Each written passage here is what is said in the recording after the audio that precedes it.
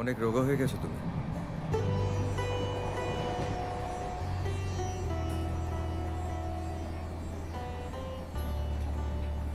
চশমা বদলালে কবে?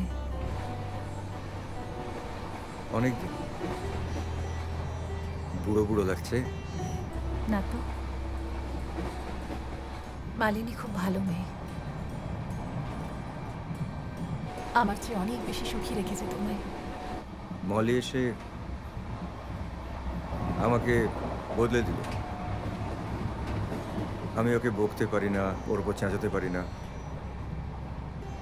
ওর বয়সটা ছোট তো, ওর আবদার, ওর ভালোবাসার কাছে আমি হেরে গেলাম।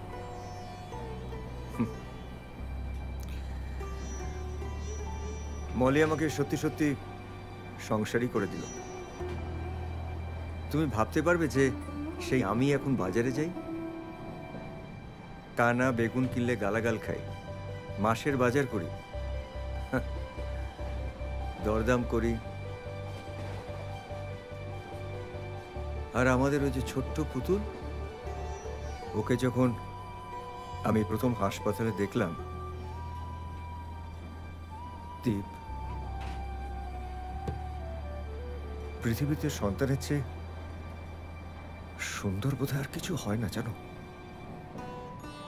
আমি বাড়িতে না এলে ও খাবে না, ওকে গল্প শোনাতে হবে, ওর ন্যাপি পরিষ্কার করে দিতে হবে, রাত জাগতে হবে, ওকে নিয়ে সকালে যেতে হবে, ওকে স্টোরি শোনাতে হবে, ওর জন্য গিফট কিনতে হবে, বেড়াতে নিয়ে যেতে হবে।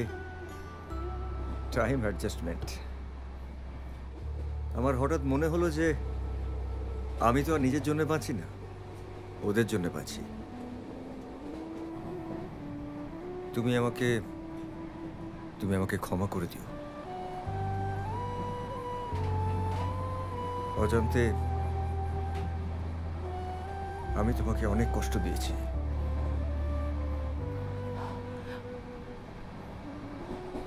আমার একটা প্রশ্ন আছে, পুতুল যদি আমাদের মেয়ে হতো তাহলে কি সব বদলে যেত?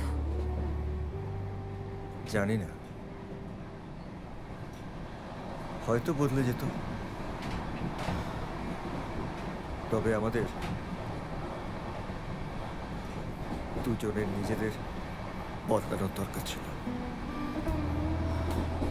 আর একটু সময় দেওয়ার দরকার ছিল।